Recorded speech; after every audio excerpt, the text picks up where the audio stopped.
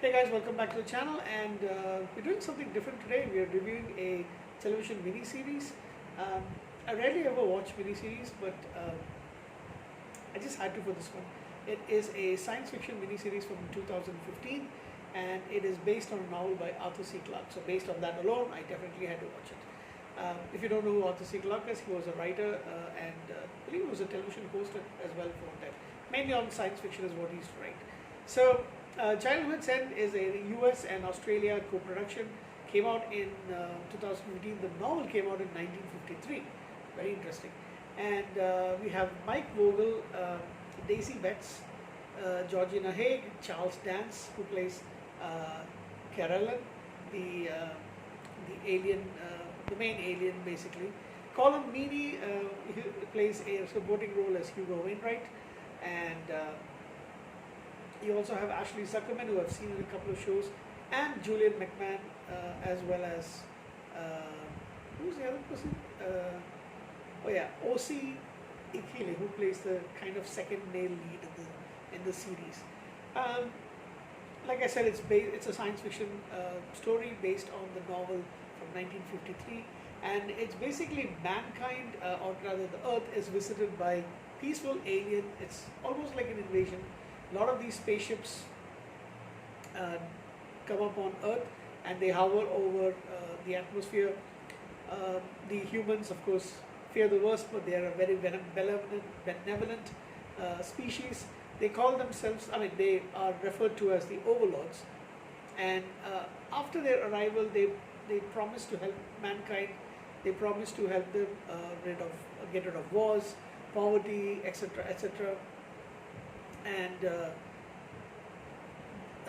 but the only thing is they won't show themselves. They refuse to show themselves, and they choose a farmer from the U.S. Basically, he's got a farmhouse, played by Mike Vogel, to be their official spokesman. When he asks them why they won't show themselves, Carolyn, who's the supervisor kind of thing, he says that they're not prepared to see the alien race, and they will reveal themselves 50 years later. So every time they start having supervision of international affairs, and they, humans can go wrong with their day-to-day affairs, but it is almost like they're being controlled to a certain extent by the aliens. And there are some humans who don't like it. Some humans see them as their saviors. Some do not like it, and some people are suspicious. So things have improved. The health and overall well-being of humanity is improved as the years go by. There are no more wars. Fights are very rare. There are a few skirmishes here and there. However, a lot of people are struggling with the fact that they cannot see their benefactors. So the main character, played by Mike Vogel, whose name is Ricky Stormgren, he and his girlfriend, they decide that he's going to sneak in a camera when he has the next meeting with Carolyn. Basically, he creates this facade in their spaceship of the hotel room in a hotel room where Ricky and his first wife honeymooned, and that's one of their angles. Whenever they reveal themselves to humans without showing themselves, they actually do create and appear to them as the most important person in their life. And for Ricky, it was his first wife, much to the chagrin of his girlfriend, fiance. Her name is Annabelle. So but I guess his first love, or his first wife, was very, very important to him. So he decides to sneak this camera in and try to take a picture. There's a glass partition, and before he is brought back to Earth, he sneaks in and takes a photo, and he shows it to Annabelle, and they realize that humanity is not ready to. Sorry, it's not Annabelle. Her name is Ellie, and Annabelle is his first wife. So They realize when they see the picture that humanity isn't ready to actually see it. Many years later, I think around 50, so around 50 years later, they do finally arrive on Earth, and humanity is shocked.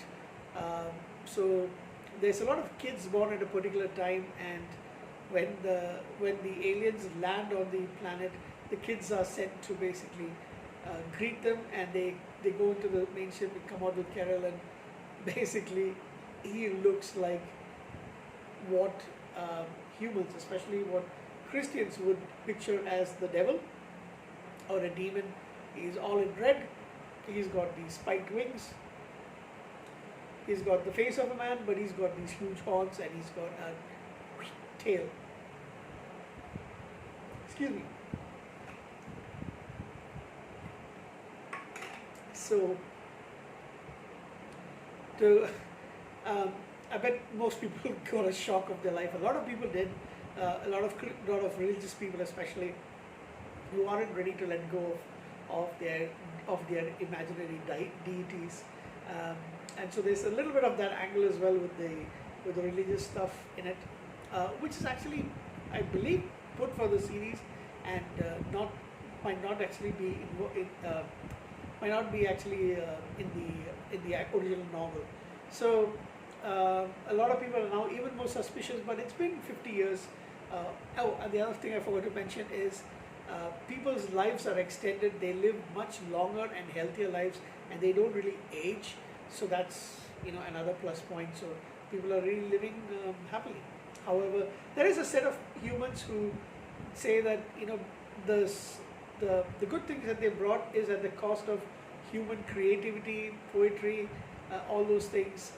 So they create this haven for humans who want to actually go ahead and live a life of like things how they were now usually, and the aliens don't really do anything to stop them, and they are also completely surprised when they see how odd Carol looks like. So apparently, as is explained much later in the show, the reason why the reason, I mean, why, not why, but they look like these demons, devil kind of characters, sorry, and the reason why the humanity actually has had a kind of premonition of what they would look like is because it's apparent. I mean, I'll mention that a little later.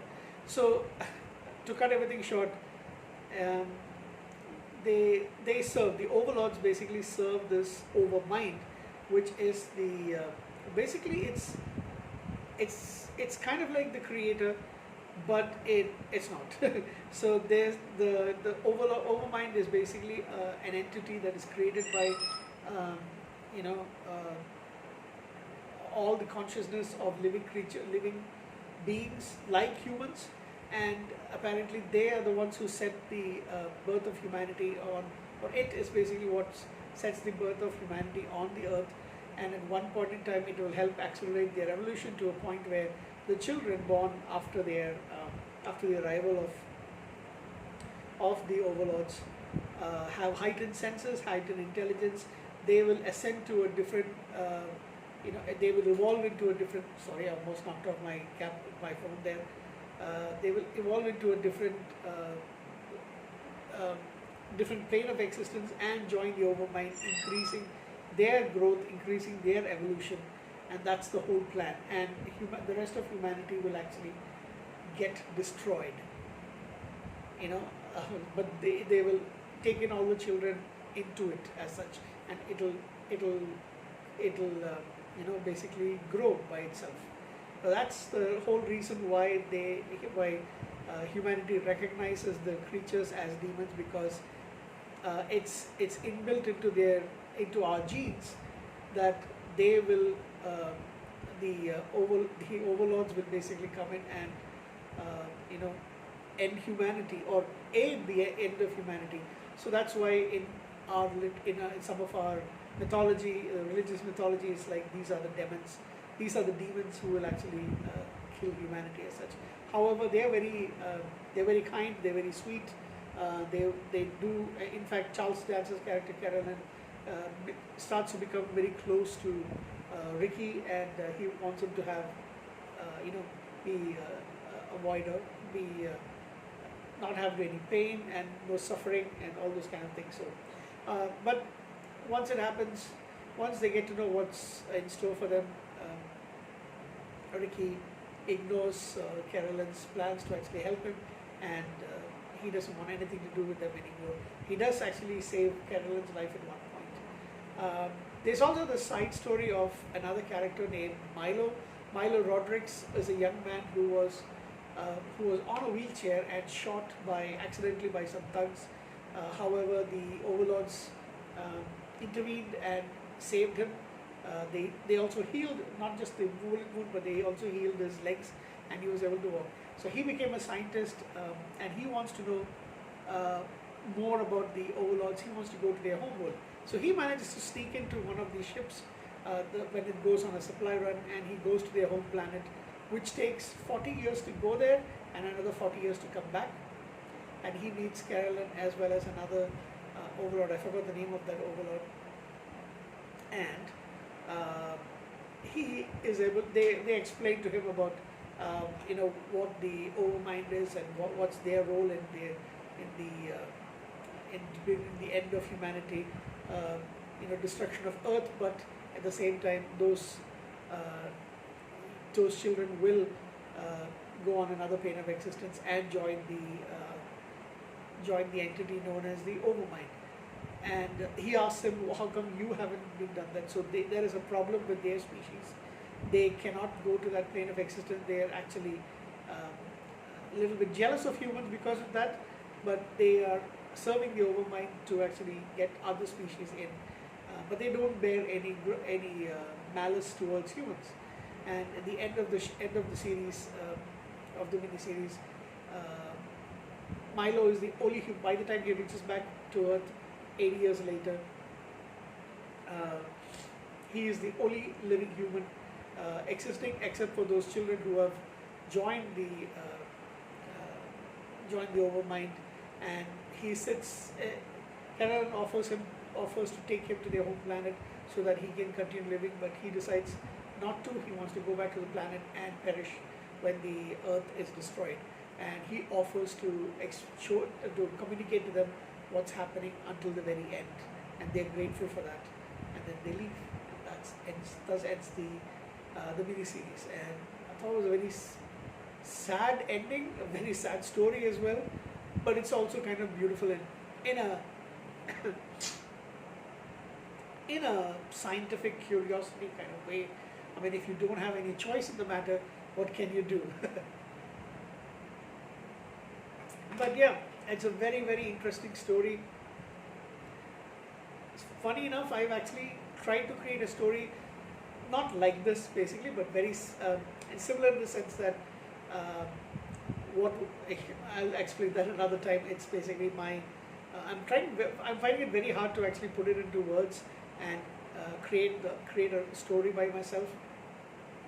But one day I might, hopefully in the near future, I might actually get the discipline to actually sit down and type the storyline together. As of right now, it's just all in my head, and I've mentioned it to several people, close friends, relatives, even my parents here and there. But I do want to make it into a book someday if I do have the discipline to do that. So anyway, coming back to Childhood Ends, it's a lovely story. It's sad, but it's very, very interesting, and I think it's something all of you should watch. I had never even heard about the miniseries before. I hadn't heard about the book, although I kind of heard about the name, and that's about it. I would say this is a pretty good one. At times you can actually see that there's a little bit of low budget. It's a sci-fi. I think it was done on. It was produced on Sci-Fi. Yeah, it was, and you can see that cheapness of some of the special effects. But overall, I think it was really done pretty well. I would give it an 8 out of 10 because it's really, really interesting. And I think the acting was pretty on spot, especially Mike Vogel, Colm Meaney. Those characters are pretty awesome. And Carolyn as well, by the wonderful Charles Dance, who I believe just turned 77 or something like that. Anyway, that's it for me for the Childhood's End. Please go and watch it whenever you can. and let me know your opinion about it over here.